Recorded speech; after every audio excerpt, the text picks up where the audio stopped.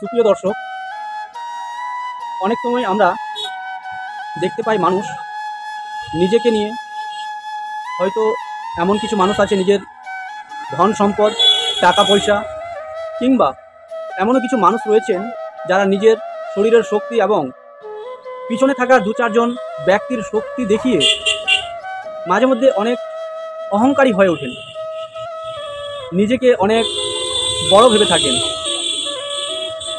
আসলে এই পৃথিবীতে অহংকার এমন একটি জিনিস, অহংকার কিংবা নিজেকে নিয়ে নিজে গর্ব করা এমন একটি খারাপ জিনিস কিংবা খারাপ একটি প্রথা নিজের মধ্যেই থেকে যায়, যেটা মানুষকে উত্থান থেকে পতনে নিয়ে আসতে 2 মিনিটও সময় লাগে না। হুমায়ুন আহমেদ তার একটি লেখা গ্রন্থে বলেছেন, পতনের মূল কারণ হচ্ছে অহংকার।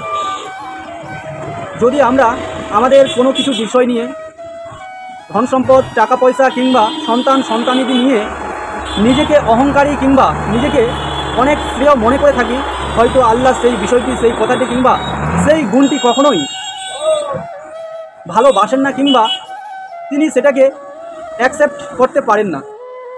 সুতরাং যে সকল মানুষ আমরা কিংবা আমাদের মাঝে এমনও কিছু মানুষ রয়েছে যারা নিজেকে নিয়ে কিংবা নিজের ফ্যামিলিকে নিয়ে, ধনসম্পত্তি নিয়ে অহংকারী কিংবা গর্ববোধ করেন, আমাদের সবসময় এই জিনিস থেকে কিংবা এই প্রথা থেকে দূরে থাকা উচিত। অহংকার কখনোই মানুষের সুসময় ডেকে আনতে পারে না। অহংকারের মূল কারণ হচ্ছে পতন। একজন মানুষ 1000 ফিট উপর থেকে পড়ে গেলে যতটা না ক্ষতি হয়, তার থেকেও বেশি, তার থেকেও দ্বিগুণ বেশি পরিমাণ ক্ষতি হয় যদি ওই ব্যক্তিটি কিংবা ওই মানুষটি অহংকারী হয়ে ওঠেন। জীবনে কোনোদিন নিজেকে নিয়ে, ধন সম্পত্তি নিয়ে কিংবা নিজের সন্তান সন্তানীদের নিয়ে কখনোই অহংকার করা উচিত নয়। আবার বলছি, একজন ব্যক্তির পতনের মূল কারণ হচ্ছে অহংকার। জীবনে কোনোদিন অহংকারের প্রশ্রয় দেবেন না। জীবনে নিজের কাছে কখনোই অহংকারী বলে মনে করবেন না কিংবা করা উচিত নয়। সুপ্রিয় দর্শক, আমি কেন এই কথাগুলো বলছি, অনেক সময় অনেক মানুষের কাছে কথা বলে কিংবা অনেক মানুষকে দেখে আমি বুঝতে পেরেছি তাদের মাঝে কিংবা তাদের মনে কোনো বিষয় কিংবা কোনো কিছু নিয়ে অহংকার ছিল কিংবা অহংকার আছে। সে জায়গায় তাদের এখন দেখে মনে হচ্ছে যে না, আগের যে কথাগুলো তাদের মনে ছিল কিংবা আগের কথাগুলো তারা যেভাবে নিজেকে মানিয়েছিল, সেই জায়গায় এখন তারা নেই। তারা অনেকটাই নিচে নেমে গেছে কিংবা সেই কথাগুলো, আগের ব্যবহারগুলো পরিবর্তন করতে শুরু করেছে। এর মূল কারণ হচ্ছে অহংকার ছিল। সেই অহংকার ধ্বংস হয়ে এখন মানুষ হওয়ার চেষ্টা করছে। আমাদের সবসময় মানুষ হওয়ার চেষ্টা করা উচিত, অহংকারী নয়। আমাদের আল্লাহর কাছে শুকরিয়া আদায় করা উচিত, কখনোই নিজের প্রশংসা অন্যের কাছে নয়।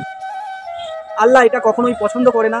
আর আল্লাহর কাছে আমি এটাও বলছি যে আল্লাহ আমাদের মাঝে এমন কোনো বিন্দু পরিমাণ কোনো অহংকারের জায়গা দিও না, যাতে মানুষ আমাদেরকে তুচ্ছ কিংবা ঘৃণ্য মনে করতে থাকেন। সুপ্রিয় দর্শক, এই ভিডিওটি যদি আপনাদের কাছে ভালো লেগে থাকে কিংবা আমার কথাগুলো যদি সামান্য পরিমাণ আপনাদের মনে দাগ কেটে থাকে, আপনাদের সকলের কাছে অনুরোধ করব আমার এই ভিডিওগুলো ফেসবুক এবং লিজেন্ড ডায়েরির মাধ্যমে শেয়ার করে মানুষকে শোনার এবং দেখার সুযোগ করে দেন এবং পরবর্তী ভিডিও আপলোড করতে আমাকে উৎসাহিত করুন। আমি জাহাঙ্গীর আলম, ফেসবুকে লিজেন্ড ডায়েরি